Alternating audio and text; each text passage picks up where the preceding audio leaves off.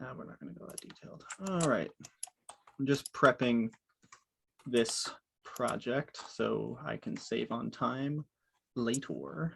Are you going to be screen sharing a bunch, or? Yes, I'm going to be screen sharing, going into different projects, kind of showing my workflow. And again, I will make this clear many times throughout this little shindig. This method, the methods I have are in no way like, yeah, this is like the industry standard, or this is like the best way to go about it. This is my senior year of college. I had to basically figure out motion capture over one night. And this is the best I figured out. And I've slowly been refining my process and finding ways to make it simple, but also very customizable, I guess, which obviously we'll get into when I actually do kind of show off everything. Yeah, hopefully it goes for simplicity and efficiency over much else, which is like, you know, if you're in college and you have deadlines to meet that are not very realistic, this is the methods for you. Cool. Yeah. How much more time do you need? Oh, I can start. I can start whenever. Okay. So I don't see Brad. Oh, there's Brad. Brad, can I introduce you so you can introduce Kyle? Oh, sure. That sounds great. Okay. Sorry, just I had a eventful bedtime. Still going upstairs. I can hear it, but here I am. Cool. All right. So for those of you that are new, which I feel like is a lot of you, welcome to Park Post / Syracuse University Post. So a co-collaboration between the two colleges plus their alumni. So I created both, and Brad Luter now runs the Park Post version since I don't teach at Ithaca anymore and I'm at Syracuse. Kyle was my student way back when he was a first year, and so it's very exciting for me to be introducing him, but I will let Brad introduce him because he worked on this project with Kyle and helped bring motion capture to Ithaca College. So thank you, Shayna, for the wonderful introduction. So I've been working with Kyle since he took since Park Post. I think we met first, and then he took my motion graphics and animation course, and then he took did you take 3D with me, or did you just? Yep. Yeah, exactly. So he took 3D with me, and at about the same time we were getting on our side, I'm probably chopping up here, but the ability to work with health science. They have a Vicon motion capture lab, and I'm getting some really trippy video interference right now. I don't know if you're seeing that. It's pretty cool. But they in health science, they have a Vicon motion capture lab for ergonomics and study of biomechanics. We'll use it for entertainment. So that's where I got to work with Kyle in the lab, and I got some data captured that way. So Kyle is going to talk a little bit about his experiences with motion capture. Got a lot of data that he's been working with during his time at Ithaca College, and then as I hear, has been working with it after the fact too. So I'll turn it over to Kyle. All right, thanks for the introduction. Yeah, so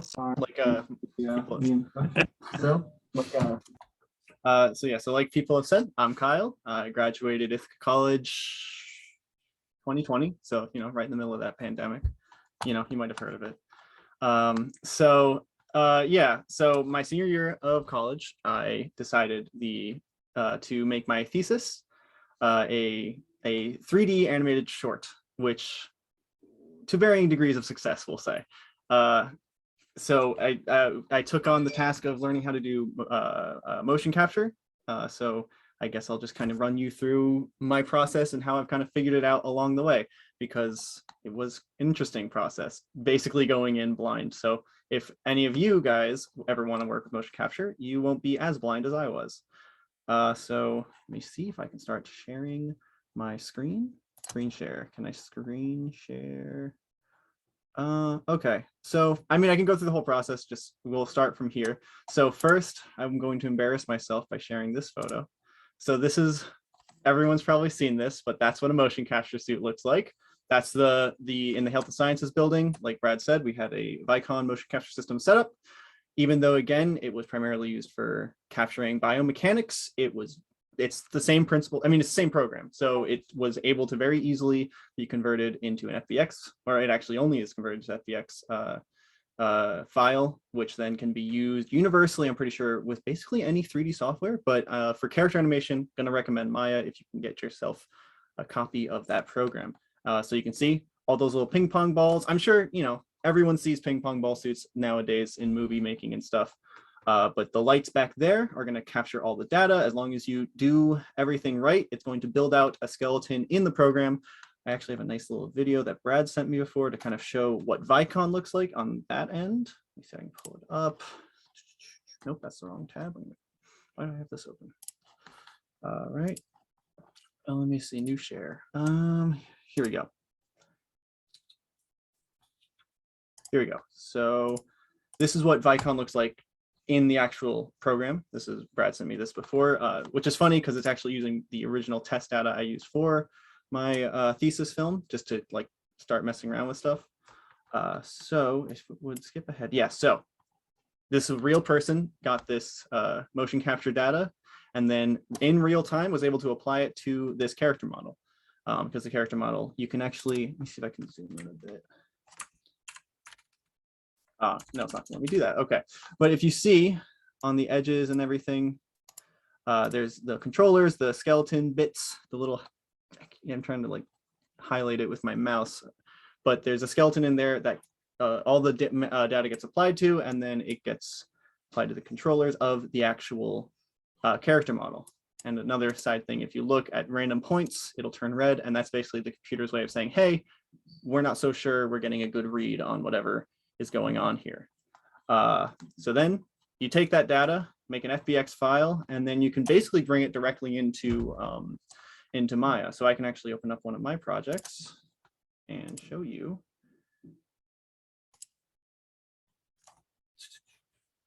Hold on, grab. So I'm actually going to show you my, let's see, target test. Hey, George. Remastered book. Let's see if this is. Just give me a second to open this up.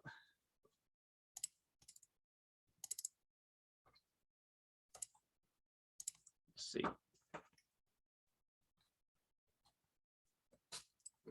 And now I'm going to share my screen. So we're going to use that same, oh geez, new share. Maya, here we go. All right, can everyone see? I can't, okay, it's working. Yeah, so I have this character. This is already, I've already like messed around with this, pre-built it, baked everything in. So I was able to import the actual, the same mocap data into this character, which is a custom character I made for my thesis film. He's been kind of cleaned up a bit for better looking results, but as you can see, if I play it, he moves around, he works. As little artifacting and collision as I could manage. He still needs some work because there's some areas I would like to fix up, but that's, I'll do that on my own time, I suppose. So now that all, I guess, the pretense is set up, I can actually show you the process of how I was able to get just a model that I made, because all I did, everything that I made was obviously the geometry of the actual character, and then I built the skeleton using a nice program plugin called Advanced Skeleton. This is quite possibly the best thing you could use for Maya for character animation. It is free. It is like, that is something I can definitively say is used by like actual animators. It has so much customizability. You can build so many different characters and so many different types of skeletons. So I can actually show you how it works. I guess we'll start there. I'll show you how the skeleton is built and then move on from there. So let's do go into my dust remaster. Let's see. Okay, so we are not going to save because I don't want to mess anything up. All right, so here is the actual character model. Once it opens, having a nice PC rocks. All right, so here's the full. Let me actually. Here's the full character model. So all the geometry is just like when you're. That's just honestly if you're building a character from scratch, which is what I did here. You build it, you do your classic T pose just so you can have a good data, and then you can use this program, Advanced Skeleton. It's not even a program; it's a plugin. So it's not. It's only using things that are already part of Maya. It's just streamlining the process to make it a lot clearer. So I'm not going to actually do this because this is all built. But if you look, your first step is going to be obviously preparing the model. So you can do all your cleaning and making sure everything's symmetrical. Then this is more optional, just to make sure everything is clean and will work the best it possibly can with Advanced Skeleton. So then you make a new file and everything, and you can then import pre-built skeletons that that Advanced Skeleton has for you. So biped, let's do import. Oh, it already exists. Actually, you know what? I'm going to actually open up the geometry. So there is no file. There is no, what's it called? There is no skeleton already, so you can see kind of how it works. So this is a clean geometry model. I've cleaned it up. All of the geometry exists in one node, so it's all one kind of collected thing. So then I can import the biped skeleton, and you can kind of see it in there. A little. Those are separate pieces under one node, right? Yes. So actually, you can see this is everything that makes up the actual geometry. Obviously, a lot of things. Definitely need to go through and organize it, but yes, that's what I wanted to see. Yeah, yeah. So most of the things are just duplicates and cylinders and stuff, but hey, it works. It works, yeah. So you just group everything together, and then it treats it as one kind of big object, and then because it's one big object, I can just scale it around. Actually, oops, I always forget. I can actually scale it like that. Oh, that's not. So you can scale down. I'm actually going to save this new so I don't make any changes. Let's call this demo. Continue. Yes, I know. I built this in a student project, so it's going to always remind me this is a student project. So 1 second. Oh my gosh.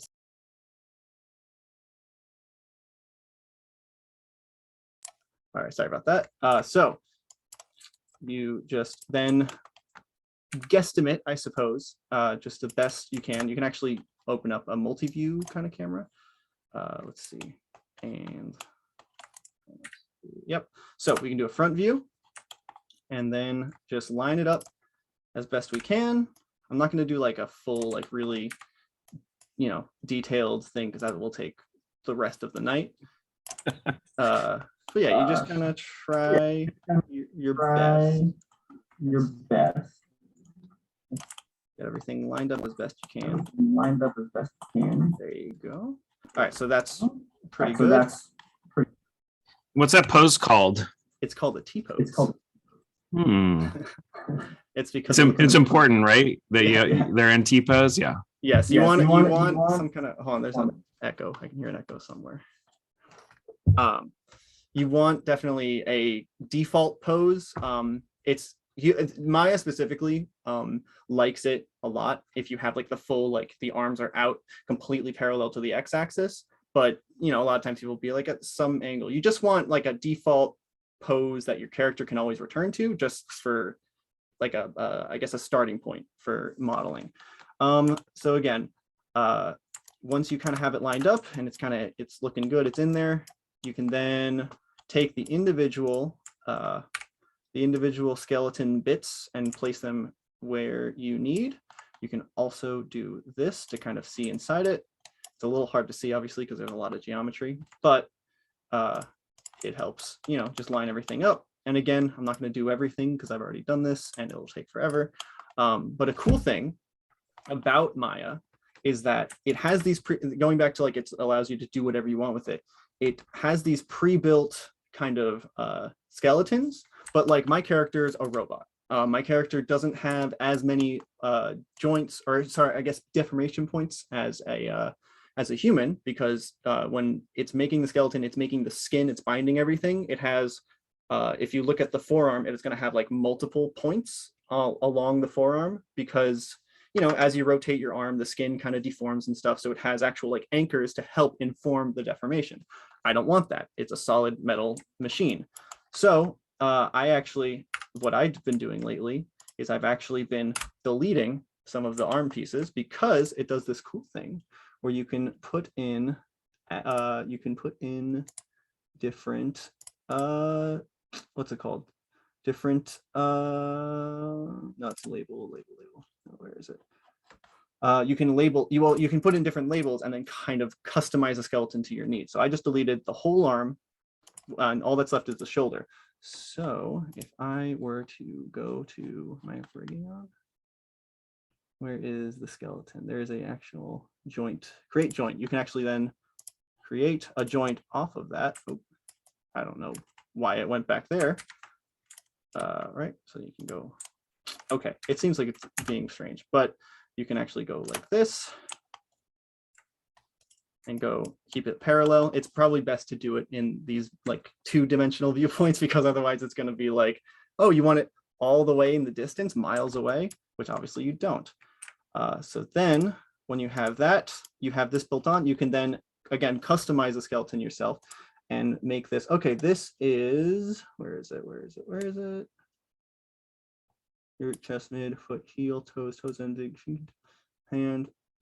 Oh, actually, that's right, because it doesn't have like a specific elbow joint. It just looks for the in-between point between the shoulder and the hand. So we're going to add another joint right along the wrist.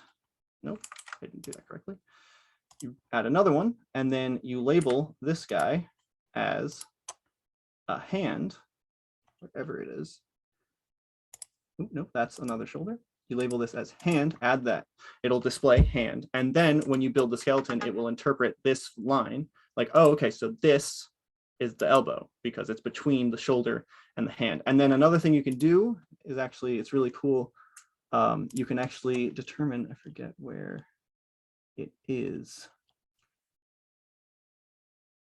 Let's see, twist, add, I think it's actually in the, here we go. You can add the twisty attribute, which then adds, you can then change the amount of twisting joints. So if I really wanted to make it really noodly looking arm, I can add 10 joints. So it'll essentially have 10 points along the forearm where it will rotate, which will then make a very, very stretchy kind of arm. So I'm actually just going to demonstrate that. So pretend, for the sake of demonstration, that I just fully rigged out the skeleton and I fully built it and I customized it and I made it fit.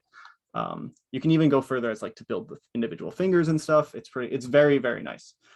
So then you just hit build advanced skeleton and it will automatically build everything for you. It'll make it symmetrical, unless you can actually specifically identify things to not be symmetrical if you want to be asymmetrical, like if he has one arm or 3 legs or something. But as you can see, it's built now. So then you can toggle between, in case you need to make go back, make any changes, you can toggle it on and off and then rebuild it if you make any changes. And another thing is obviously you don't want the controls for this to look like this. That's a little ridiculous. So then you can do another thing where is it? Driving systems, joint size, where is it? I know it's around here somewhere. A quick trick that I would always do to modify wire deformers without modifying the actual transforms is just doing it in component mode. So just selecting all the verts and just scaling them in. You can also reshape them that way, which is kind of nice. I noticed that you mentioned labels. So joint labels like elbow and hand and stuff. Why are those important? It looks like Advanced Skeleton is using them to determine like which controllers to put where. But they have other importance. So going back to that, yes, it is important specifically for the limbs are very important that you what you label, because it will, the main thing is that it will then determine what controllers to apply, because again, advanced skeleton goes through and and is like, okay, this is the shoulder. We apply the shoulder bits, which is this yellow thing, because you can actually move this around and affect it and everything. But arms and legs specifically very important to determine, because you can do the IFK FK blend, which will then turn it into inverse kinesthetics or forward kinesthetics. So right now, I believe I always get it confused. I think forward is where the hand is not independent, where the hand is attached to the forearm. So forward kinematic would be Kinematic. Rotating from the elbow. That Yes, drives the okay. child rotate, drives the child rotate. Inverse from the end of the chain. Yes. So to demonstrate that, right now we have forward kinetic. I always forget the words. We have forward on Kinematic, yeah. forward kinematics. Forward kinematics is on. So basically, like Brad said, it is going like, okay, so from the shoulder, it will inform the whole arm. And then from the elbow, it'll inform the rest of that arm. So, but if I go to this little plus here, it says FK IK blend. We turn it all the way up. And now there's this box around the arm, around the hand. And now it's inverted, because now everything's being driven by the placement of the hand. And then another thing that appears is the elbow, or the elbow direction modifier. Pole vector. The pole vector. So you then can determine where you want the elbow to be jutting out when it does move. So it's up top initially, just because of the way I built it, because again, I went through it fast. I didn't determine actually where the poles are or what the kind of axis was. But again, if that ever happens, you can just adjust it. So now when I move the box in like that, the elbow is going to go out that direction. So now he's like this, but if I want him to be like this, easy. Just move this right back up. And this is, it seems, so some of these things like IKFK switching and stuff seem reasonably, trivial, but they're kind of required on any kind of built out character to really have control, where the character can move naturally, plant hands and feet when they need to and stuff like that. And in the past, if you do this stuff manually, it's brutal. It is a brutal slog. So to have something like Advanced Skeleton really speeds up the process quite a bit. It just streamlines the whole thing, and it streamlines the whole thing without losing any kind of the customizability for your individual characters. Because again, my character, when I was building him out initially, this is my second pass at the character. The first time I just used the template kind of skeleton, which got the job done, but it didn't really match everything I wanted out of my character. So then this second time in my second pass, I'm like, okay, I'm actually going to build the skeleton myself and use Advanced Skeleton as like a help to kind of streamline it, and then make it actually a custom skeleton for my character. So now that that's done, you do a simple little, let's see, where is it? It's all the way up top. So now that the Advanced Skeleton is built, you can then map it to the actual geometry, because right now, obviously, you can see me messing with the skeleton and it's not changing the movement, the placement of any of the geometry. So I select all the geometry, then I do, again, it's streamlined. I select all the joints. I set the smooth bind options, and this is going to essentially make it like skin. So I apply, and now that it's applied, after a second,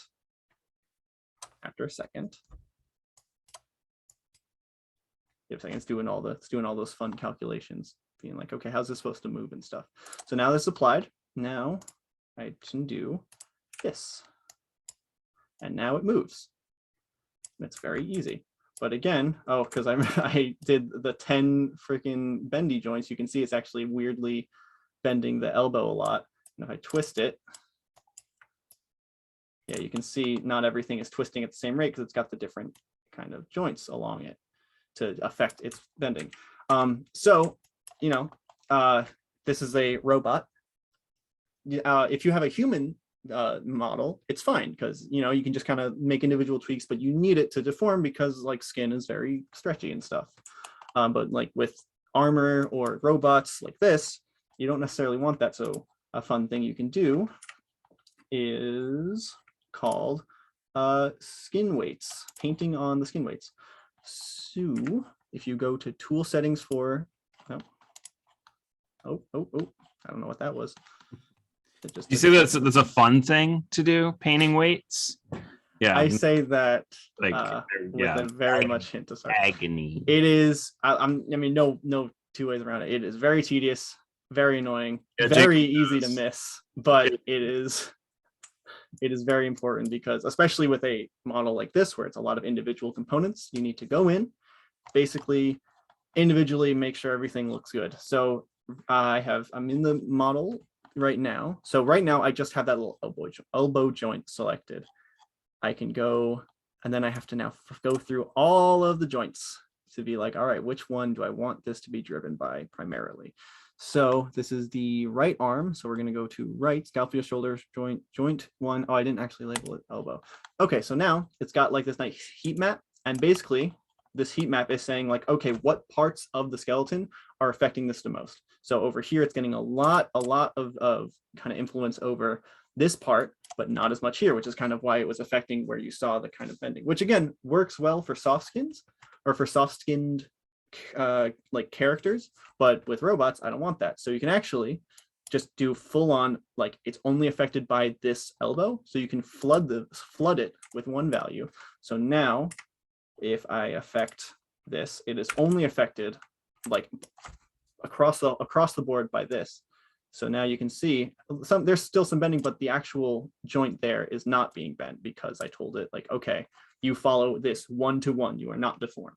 And this, again, really helps with armor, or it helps with like robots, anything that isn't supposed to squash or stretch. So that's that. And Kyle, did you end up smooth binding your mesh with and do this with weighting? Because another option would be constraining or parenting the individual pieces to joints. Yeah, I did this second pass. I did a lot, mostly skin Cool. weights. But constraining, yeah, that also can help. That also, I've noticed that if you miss things, it can either result in double transforms, which is a whole nother thing. Or like it just doesn't follow certain things because it's kind of confused as like what it's supposed to be listening to. If Maya gets confused by anything, which it does all the time, it's basically just going to not do anything. It's going to be like, I can't decide whether this little nut or bolt is supposed to follow this spring or this hand, so it's not going to go anywhere.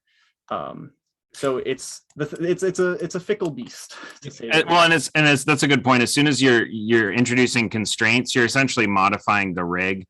So you're adding constraints within that already set up rig. So skin weighting would be a safer way to go about it. It is infinitely more tedious, but again, it is I'd say it's more reliable. It is because it's a much clearer 1-to-1, like, okay, this affects this, but now it only affects these parts. And it also specifically does help with robots again. And then it's cool because it's called paint skin weights. So the way it's kind of intended to be used is you're supposed to be able to paint influence. So that kind of allows you to really, really get in there and customize how it looks. And again, I think this model specifically is, what's the word? This model specifically is really frustrating for painting skin weights because it is so many individual components. But if you're making a cartoon character, a lot of the time you'll be making one piece of geometry, one really big piece of geometry with limited kind of maybe like the eyes or teeth or like individual body parts, but like most, like the main body part is going to be one shape that you've built out and kind of made to look good. So that's a lot easier to mess with the paint on the skin weights and everything. So yeah, so that's the rigging process. So now pretend I just did a full rig and everything looks great. Now we're going to go into making it move with motion capture. So if I now go to, I actually have a new thing because the other good thing about working in 3D is there are a lot of 3D files out there that other people have made that you can use. I said this before the meeting started, but it's really nice being able to just grab anything someone else made and you have a fully built out rigged character in front of you. That's good. The bad is that you have to follow someone else's workflow. So give and take. So if I go now to this random character I just found online, his name is Max. Yeah, so a few different things here. It's not a true T-pose. His arms are kind of a weird angle. A lot of people use that, but like if I go into where is this human IK? Character controls. Yes, here we go. If I go into the human IK systems, you can see that Maya is yelling at me because it's like, wait a second, it's not parallel to the x-axis. That's bad. Don't like that. Doesn't really affect anything as far as I've noticed. It's just my being like, hey, might be better if it doesn't look like that. Yeah, and in Maya with warnings versus errors, like if it's yellow and an exclamation point, it's a warning. Watch it, but you're going to get warnings. You have to kind of live with them. Errors that are red, then you have to address it. Yes, errors is like Maya's like, I refuse to do anything. Warnings are just like, I would prefer if you didn't, but I'm not going to stop you. So yeah, so validation status is now a complete character. I did this beforehand just to save time, but now I'm going to show you the next part, which is defining the controls. So now that the skeleton is defined, I'm actually going to import the motion capture data. So now we're going back to the motion capture. The FBX file is primarily what you're going to want. I can import that. So shoved reaction with spin. Again, I just found this off of, what is the website? I forgot. It's the Adobe website. Mixamo? Mixamo, yes, Mixamo. Really good if you have an Adobe account. It's free. A lot of pre-built characters. It's I don't know if the right term here is open source, but it's kind of like designed to be used in a variety of different 3D programs. And as far as I know, all of the motion capture data is FBX. Yeah.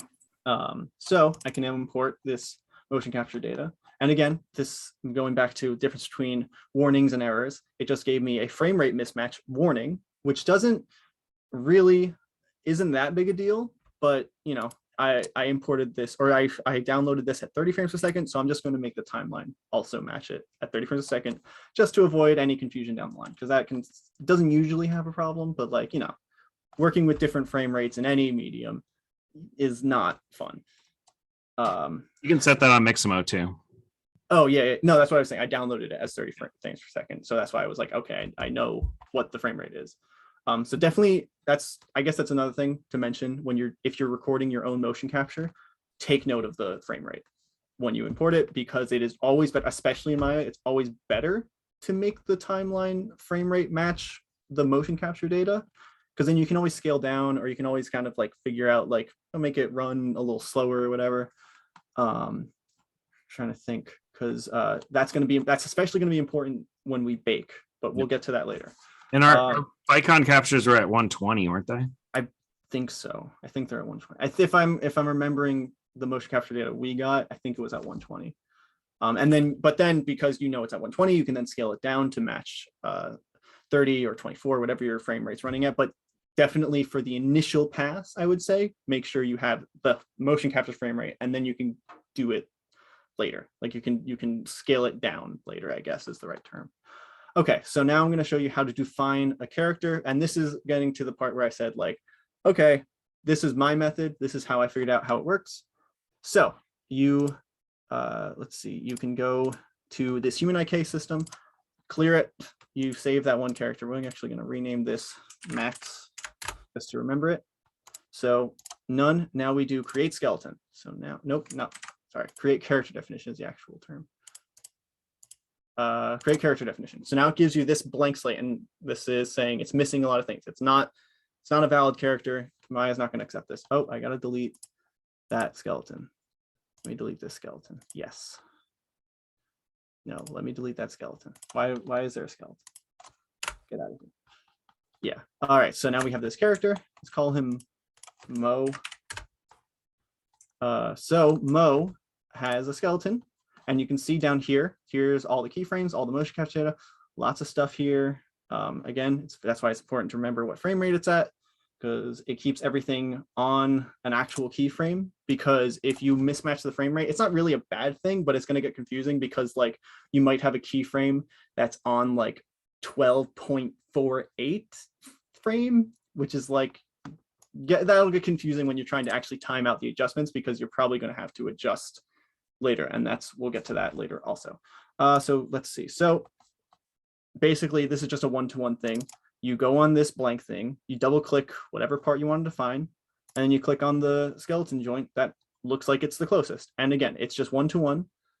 And you go, I usually start with the hips and then go based off that. So then from the hips go up one, and then we go into spine. You don't actually have to do these parts. The ones that are like the little arrows are just like to get more detail. It's up to you how detailed you want to get. So now let's do up one.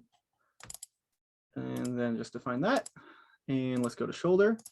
The only stipulation with these is you have to do the first one. Like, even if you're like, oh, this is like more mid of the spine, if you try and go up the spine without defining the first segments, it's not going to do that. It's going to be like, doesn't make sense to me. It's just go from the bottom to the top always. So yeah, so as you can see, I'm not defining this extra because it doesn't have an extra, but I had to start with this one, even if it kind of seems like it might fit there a little better.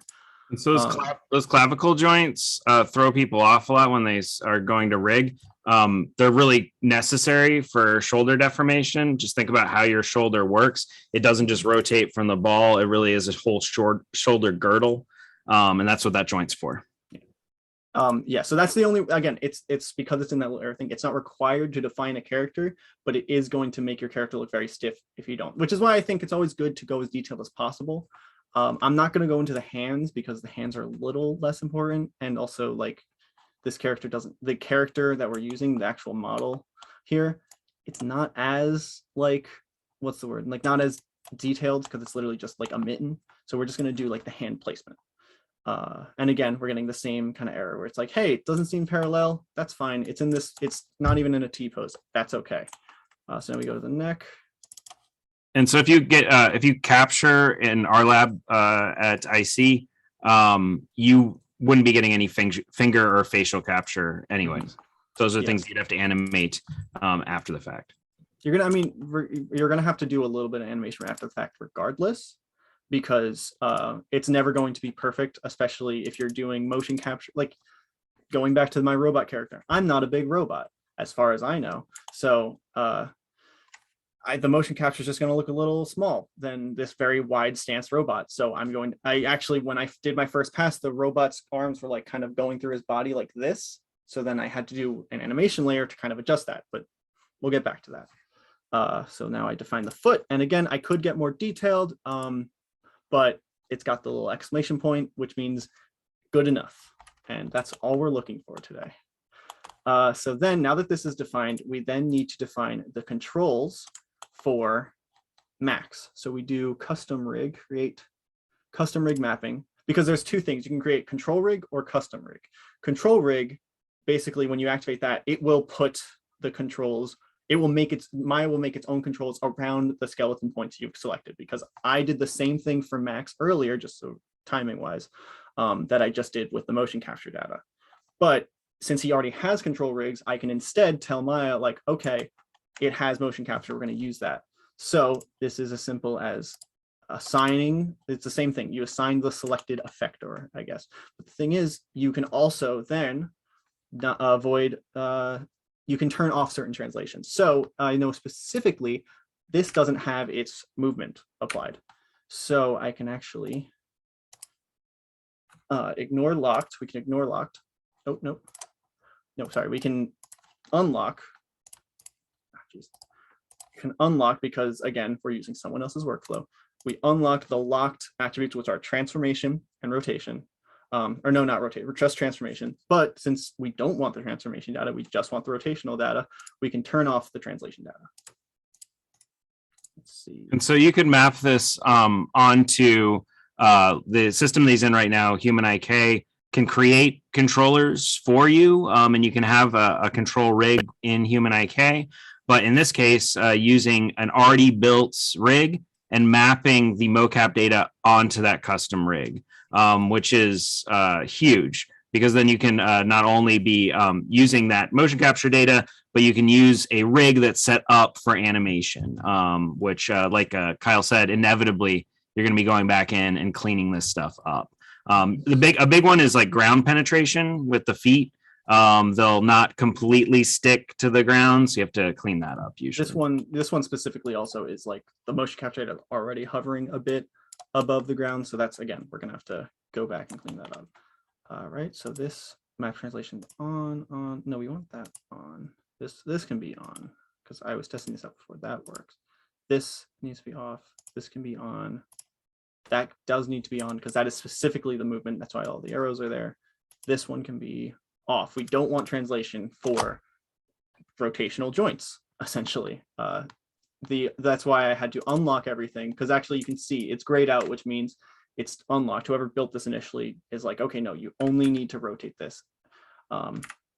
But if I assign this, it will give me that warning again and be like, hey, the translation attribute is locked. I can either ignore it or unlock it and then avoid the translation, but we are going to actually ignore.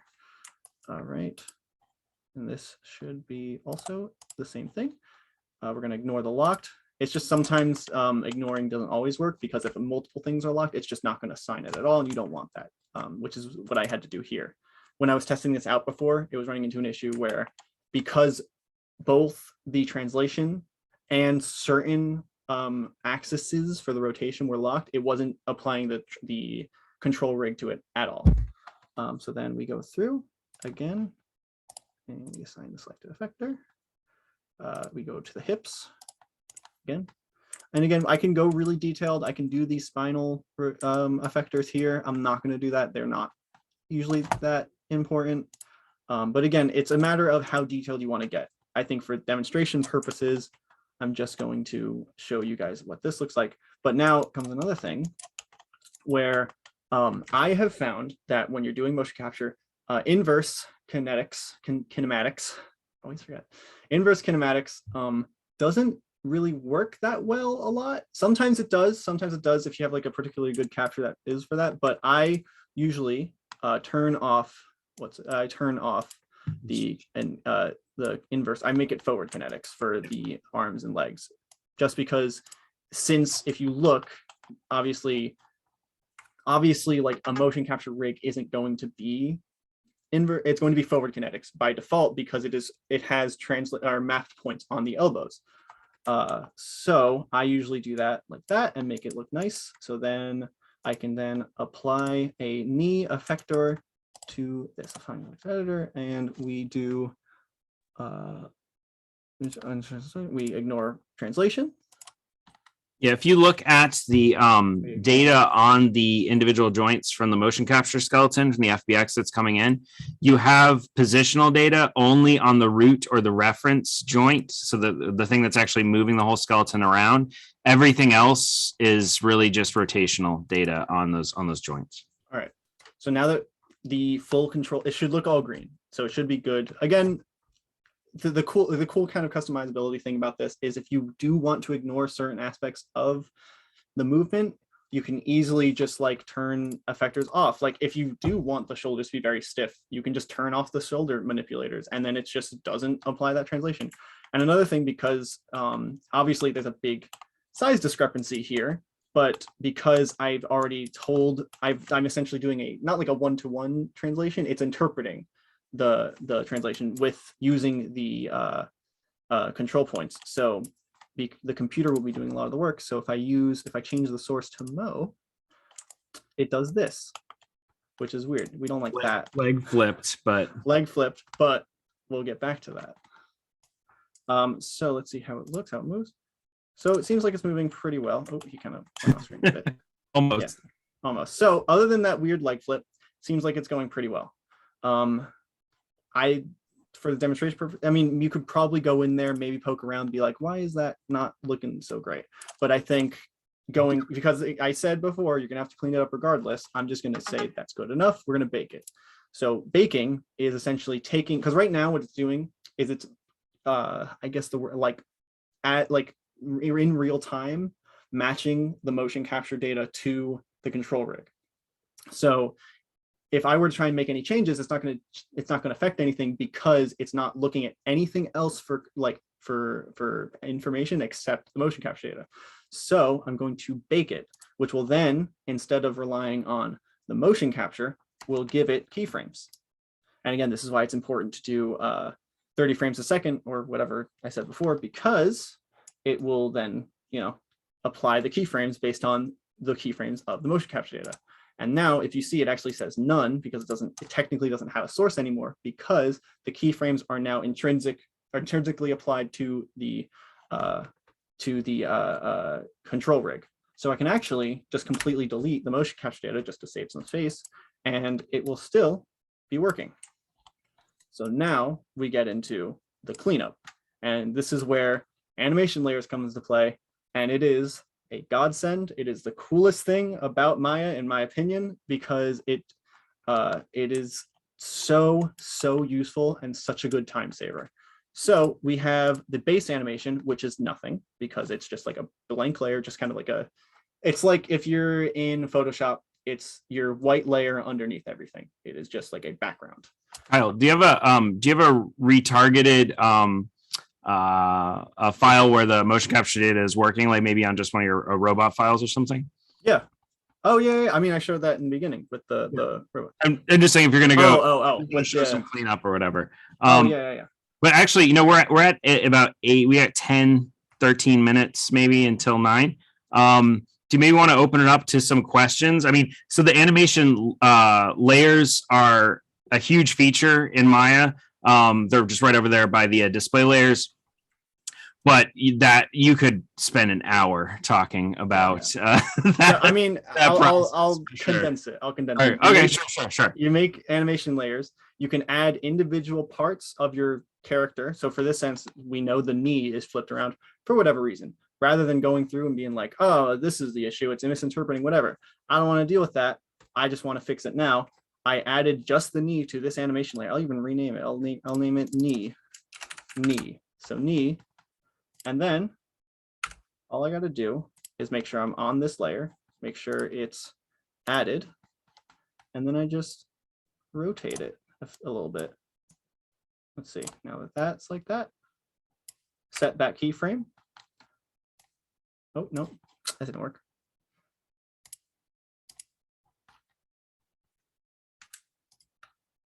And let me add this too. That's objects. So now we can rotate that again. And now it's like building upon it. So now it's like offset, I guess is the right word, where it's like, okay, it's going to be continual. Why is it doing that? Well, I guess, all right, you know, maybe I will show the character that I have fixed because again, I forgot to set it, that's why. Yeah, you just have to make sure you're setting keyframes. Yeah, you have to have a keyframe on it, yeah. Yes, I think it's not doing that there either. So it's good the first frame, let me see. Yeah, see, like that. All right, well, we'll show the actual character, but if we want to start opening up to questions, I'll be happy to answer them. Because this is the part that's kind of the tedious part where it's just like, all right, now I actually have to go through, figure out where the issue lies, and maybe like, because who knows, maybe it's the thigh, it's like a whole bunch of different possibilities, but I will show you. Well, and also just so everyone's clear, if there's some issues happen during the retargeting process where you are defining the custom rig to map it that are causing a lot of these issues, you would want to go off of something that looks nearly like the motion capture data once it's retargeted to the character, and then go into cleanup at that point. You'd have it would be a tall order to clean up a complete a targeting issue like we're having here with just animation layers. But you got some pretty clean stuff with animation layers and motion capture on some of these files for sure. So let me browse. Let me redo this. Industrial master, industrial final. All right. So now this should be working. So now I have this one I have cleaned up to, I guess, a satisfying degree. So yeah, so initially, if I were to mute this layer, you can actually see the issues. Let's see, it's coming because at some point, yeah, see, it's going through the leg there. It's like I'm actually pretty happy with this retarget. This like went pretty smoothly. Again, I think it helps that I built this character from the ground up. It's using my workflow. So I know the ins and out, which again, going back to the issue of if you're using someone else's model, you're using someone else's workflow, which might not mesh well with whatever you're doing. It's good for like just putting models in your scene, but in terms of like motion capture data, it's like a little different. So yeah, so this has got a lot of overlapping and stuff don't like. So then I just applied a bunch of controllers and then it adjusted everything. And I've got some keyframes and everything just to make things not be passing through each other. You can tell it's a little better. It has a nice better swing, nice posing and everything. As far as I know, nothing's really colliding. And those are the main issues you really run into once you retargeted to a character are ground plane interpenetration and usually arms swinging through the body. So the kind of width that the arms sit from the body. Speaking of, I can actually just, and again, because everything's kind of like on an offset, I can just bring it down a bit. Now it's on the ground. It's all good. And again, I think if I were to actually like really sit down and animate this, I would like go piece by piece, make sure everything looks good. All right. Any Cool. questions? Thank you, Kyle. No problem. Yeah, we got a little time for questions. So I have a question. what's up? What would you say are the benefits of doing something like this versus classical animating by hand? Like, what are the pros and cons? Pros and cons. Great question. Big thing mocap. The big thing I'd say mocap has over classic like hand keyframed animation, time. Even if you're still going through and adjusting, like again, like Brad said, you're going to be having issues where things are going through your body or your legs overlapping or whatever. Even if you're having that, you're still saving so much time because the larger kind of movements are all taken care of because they're done by a person. That being said, the benefit of keyframe animation is I personally, I do enjoy doing keyframe animation a lot.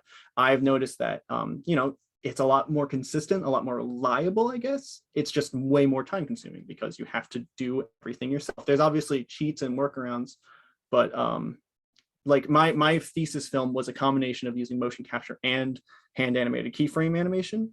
But it's just depending, it depends on what you need. Like if it's like a really complicated shot, maybe rely on motion capture just to kind of get the larger parts of it done so you can focus on the individual tweaks. But if it's like, you know, maybe it's just like a simpler shot that you want a lot more detail, you can go in and kind of animate it from scratch.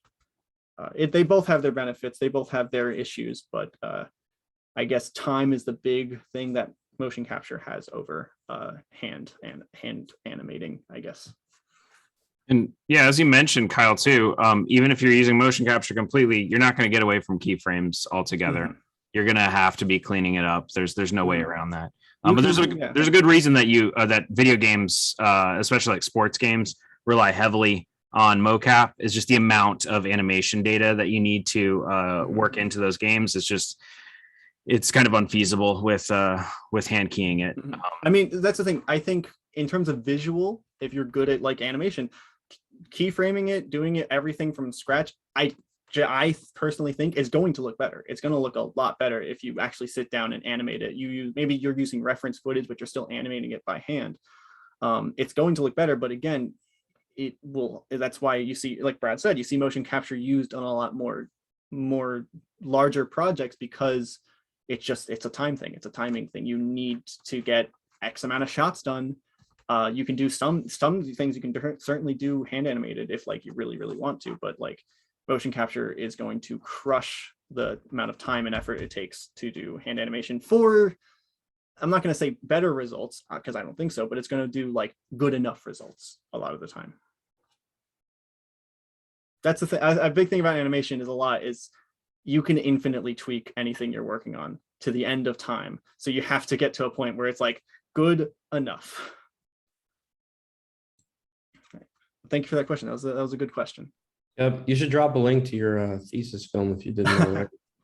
I mean, I can drop a link to the test, the screen test, we'll say. The remaster, the director's cut is currently being made, which is, you know, I've been showing a lot of the stuff I've been doing behind the scenes. You jump back in. Yeah, when did you jump back into this? Oh, I've been on and off since I think like like about a year ago. I've been on and off, but since I recently reacquired a Maya license, I've been a lot more consistent. How'd you swing that? I was able to snag one from my work. My boss, I do some freelance motion. I do motion graphics animation actually, which is funny. Not at all 3D, but my boss mentioned that he used to have a 3D department that they no longer need, but they still have the Maya licenses. And as far as he knows, no one's using them. And I was like, can I use them? So he just was like, sure, here, have some, we'll set you up. Yeah, So, right. It's like $5,000 a year now. It's ridiculous. yeah. I mean, the good thing if you're a student, they have a free student license that is just the full. The only thing is you get a little watermark that's like, hey, don't monetize this because this is a student project, but just like, don't tell them. Yeah, it's not in the renders, so the renders. Yeah, there's no way they can tell if you don't tell them. But it's completely free. I think it used to be that you could like constantly renew it using your school email, but I think they fixed it that it is on a 4-year timer. Which I think you can renew as long as you have access to the edu email address. But yeah, they're getting a little bit tighter. They're getting, yeah. I was not able to keep. I might try again. I mean, I have the license now, so maybe I'm just gonna stick with this. But yeah. Oh, another good point. As you're a student, if you have access to LinkedIn Learning, there's an excellent Intro to Maya series. This guy George Maestri rehashes it every year, but it's excellent. So if you want to get up and running in Maya, and Blender is great. I love Blender. If you're looking for industry work, Maya is a great program to learn. I'd say character animation, Maya 100%. Maybe like set dressing or anything kind of open source, or you just want a free 3D program just to learn the basics. Blender is very good. It's free, it's open source. It's not at all bad. I just prefer Maya a lot of the time. Although I will say Blender a lot better at doing like particle simulations and stuff than Maya. Maya's not really. Yeah, and the community really is great. Oh, and the community is also great. And a lot, again, because it's open source, it's a lot easier to approach and a lot easier to find people who are willing to help you out or know what, or have run into whatever issues. That's the thing about Maya, is it's kind of got a larger barrier for entry because it's not as many people have it and not as many people talk about it. So if you run into an issue with Maya, it's more or less you're kind of on your own a lot of the time, which is why a lot of this, if you are interested in doing motion capture or doing character animation, I would highly recommend just experimenting a lot, just seeing what works and what doesn't before you really get into the nitty gritty of everything. Just because then you can familiarize myself. I was unfortunate in my thesis that I kind of was just like, all right, I have to get something out by the end of the semester. So let me just figure it out as I go. But now that I don't have a deadline and I'm kind of able to take my time, I'm able to I'm more willing to make mistakes than I was when I was in school. So now and that's how I kind of determined this workflow for me that works really well so far. And Mixamo is a great way if you want to get some mocap data to play with. Essentially, what you're getting from Mixamo and those FBXs is very similar to what you'd be getting out of Vicon capture session. And it's very clean, very clean. And also Mixamo even also has character models. Again, I don't necessarily recommend always relying too heavily on character models to find online. Mixamo has some very clean models, and it's Adobe, so it's pretty curated, pretty nice. More of a chaotic Wild West place is Turbo Squid. Also, Turbo Squid's got I'd say quantity over quality, but there's some gems in there. The character that I was using before to demonstrate, that was off of Turbo Squid. I wanted to do something kind of like simpler, and there's a lot of free stuff on Turbo Squid. Any other questions? I can't tell. I can't see everyone, so I don't know if anyone's like got their hand raised. Just yell if you have a question. Well, we're at 9 here, but I just wanted to thank you again, Kyle, for sharing this with us. This is awesome. And I like seeing the progress you've made. The model looks great, man. Looks much better than the last time I saw it. He's still, oh, thank you. He's still got some tweaking, specifically issues with the legs, but I'm pretty happy with where he's at now. I'm at like a point where I'm going to remodel the next character, and that, going back to not having deadlines, going to be experimenting with stuff. That guy's going to be a lot that's going to really, I'm going to try and push what I can get away with without Maya just collapsing on itself. For the enemy character? Yeah, because that character is more of a like animalistic kind of robot thing, and I want to see how far I can push it without it looking too bad. So you're gonna do with that some motion capture and then lean more heavily on keyframe animation. Mm-hmm. And again, because I like I said before, motion capture is good for time, but in terms of like visuals, I always think that doing it by hand is going to make it look a lot better. And again, if you don't have a deadline or grades to worry about, it's much better. Art for art's sake, man. Art for art's sake. Yep. Awesome. Kyle, do you have, I know you don't want to show it, but I can, can I you mean, I just can, show where you're going with it? Because you haven't shown us what backgrounds it's going into and any issues with that. Like, I think it would be useful to show how like the feet will sink into the floor and that kind of stuff. oh, what the, with Like this in the character model? fight scene or something.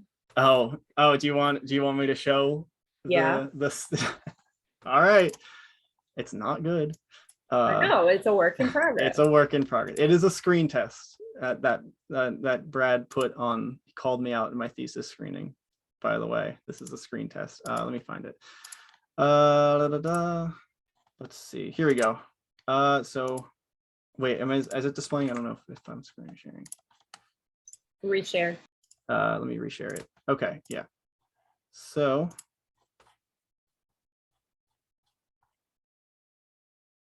yeah, so fully animated version of this I hope to have out soon. So we'll skip ahead. So I can show a little bit. So this part specifically, going back to, I did a combination of keyframe animation and motion capture. This whole scene was keyframed animated. So again, with the timing thing, it's a little stiffer than you'd necessarily get with motion capture. But I also think that it was a lot. I knew what to do. I knew what I was doing with information, but you see it's sliding a bit. It's sinking into the floor, which is okay because it's sand. But like, see, I don't think I could have gotten as good of a movement here if I did motion capture, or at least maybe not this, I guess not the same time. I probably could have cleaned it up, but even though he's sliding here, he drops, like, I don't think this would have been as detailed or as good with motion capture. Right, and then I can skip ahead to the actual motion capture scene. Let me see. Are you going to render the sand as like sand particles? I would like to. I'm going for a more comic booky style. I'm kind of this was more of like it was a nice it did visually, I think, look pretty cool, but I think for the final I might refine the visual style a little bit to be less reliant on time. But yeah, I think if I could get the sand, even if it's just like blowing in the wind, that would look nice. Let me see if I can show this part. Yeah, so you can see some of the animation looks good. So like this worked pretty well, but you can see like this kind of shaking with the and then some issues, they're floating and everything, which isn't great. Lack of contact and everything.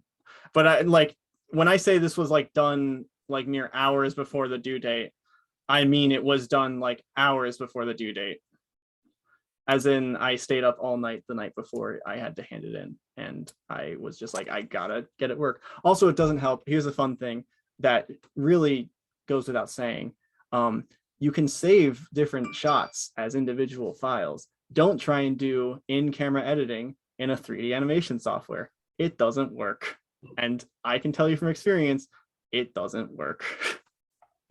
You can separate the shots into individual files and just focus on one shot at a time instead of having to make it work from multiple angles. That's another thing about 3D animation, is you don't got to make it work from every angle. You just got to make it work from the angle. Mm-hmm. Yeah, because unless you're outputting for interactive, like a game or something, yeah, it really is just the final output is flat. You know, it's essentially 2D in its final form. I think if you want to see good examples of like 3D animation, like finding workarounds to really create a good visual, I recommend watching some behind the scenes stuff of Spider-Man Into the Spider-Verse. That, I mean, obviously, I think I'd be preaching to the choir here. Like, that's one of the best visual looking movies ever. But if you look at the behind the scenes, stuff looks weird from any other angle than the angle they showed you in that movie. So the very famous scene where Miles Morales jumps off the skyscraper and he's falling through the city, and everything, like, it's upside down. That is a very, very great shot. But if you look behind the scenes, like the buildings are all warped, they just start floating on nothing. The lighting is like coming literally from nowhere. But they just were like we're focusing on making this shot look good. And again, you know what? They probably didn't do in-camera editing, which also helps. They probably were like, well, let's do one shot. There's some improvements to the camera sequencer for Maya 2021. So check that out. They've improved it a little They've bit. improved it a bit. I mean, I will probably not because I do not want to do in-camera editing. But then, yeah, the sequencer is pretty good, pretty useful. But you can see. Let me see. Oh yeah. So if you had like an extended action sequence fight where you want to have rapid cuts and stuff, you could see how that would get really problematic separating that into individual files for shots. Mhm. So being able to drop in multiple cameras and then sequence those in a camera sequencer helps. So yeah, just open up the camera sequencer window and start poking around. It'll work. I mean, Why do you need to sequence? Why couldn't you just keyframe the camera at different positions for each shot? no, that's what I did. You can do that. Yeah. That's when I'm saying don't do that. That's the cheat. Yeah, that's the cheat. That is what I did. You essentially I would do like one keyframe in its current position, next frame it really quickly shifts. That I've run into an issue where if that frame rate of the actual animation is high enough, you actually sometimes can see the transition, like the jump between the two keyframes. So you'll have the two different cameras positions, but then like a frame between them that is just like a blurry mess because it's like the camera is rushing to get to the 2 points. Yeah, motion blur will do that. Yeah. Yeah, you can also you can set up multiple cameras in the scene, and especially if you're rendering, cameras will never show up in a render like visually. They're wireframe. But I just recommend doing kind of in-camera editing or doing an entire scene in one file, just because it doesn't allow you to do as much tweaking. Like a big issue with this final scene is I used all of the motion capture data that I collected in one scene rather than kind of chopping it up and then refining specific parts of the animation and then retiming everything, because again, they were running concurrently. I had to then make sure, like, actually, I think you can actually tell in this part when he gets hit, the robot slows down a few times. And that's because I was adjusting the keyframes because the timing was off between them, because all the motion capture was done by me. I can't fight myself, obviously. So I just had to kind of guesstimate how long the hits were going to be and when they were going to be. But like, since the timing was off, I had to make adjustments then and there. When if I, again, had separated, like maybe each hit was its own file and each shot, I could then just get those sections and not have to worry about the slowdowns or retiming everything. Again, it's a lot. It's this kind of stuff is a lot of experimenting. So if you plan on working with it, just give yourself a lot of time to make mistakes and a lot of time to just play around with stuff, see what works. But yeah, this is my process. Again, not at all industry standard, not at all. If you can find a better process than this, please take it. Don't listen to me. But I have noticed that this method is good for getting quick results and getting good enough results. We're going for good enough, because in animation, if you're going for perfect, you will never get there. Don't let the great be the enemy of the good. Remember that. Yes. Cool. Thanks so much, Kyle. This is great. Yeah, thanks for having me. This was fun. For sure. And if folks want to reach out and ask you about your process, is that fine? Oh, yeah, feel free. I'm always happy to talk. Could you drop your email in the chat? Should I just put in the chat? Yeah, I can put in the thanks. Chat. I'm going to stop screen sharing. Sure. Can I stop screen sharing? How do I stop screen sharing? Oh, stop sharing. There we go. Yeah, so where's that chat button? As you can tell, I don't use Zoom too much. Participants. Here we go. Chat. Wait, where's the chat? Record reactions.